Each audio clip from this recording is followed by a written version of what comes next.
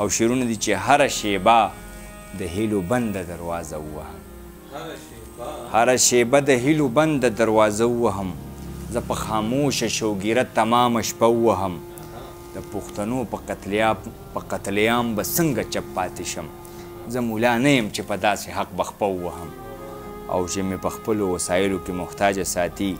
زه دې ګونګی شم چې د زنده‌باد ناره ووهم زه ولې بیا د خودپرستو یارانې وکړمه زه ولې بیرته ځان د جبر په چاړه ووهم عبید ملنګنو بې حسوله پښتو وکمه عبید ملنګنو کڼو ته نغاره ووهم په اسره د هغه لوی پروردګار یو موږ د خپلو نصیبونو غوندې خوار یو که د دې زرخیزې خاورې پیداوار یو خو د بل وطن په رزق انحصار یو که د دې زرخیزې خاورې پیداوار یو خو د بل وطن په رزق انحصار یو چې زموږ د تحفظ دعویداري کړي سې موږ لوټ کړي سې به دغه څوکیدار یو چې زموږ د تحفظ دعویداري کړي موږ لوټ کړي سې به دغه څوکیدار یو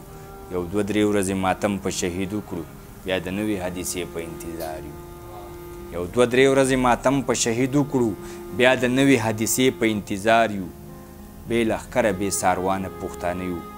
عبید جانه د ژوندون په اوږو بار یو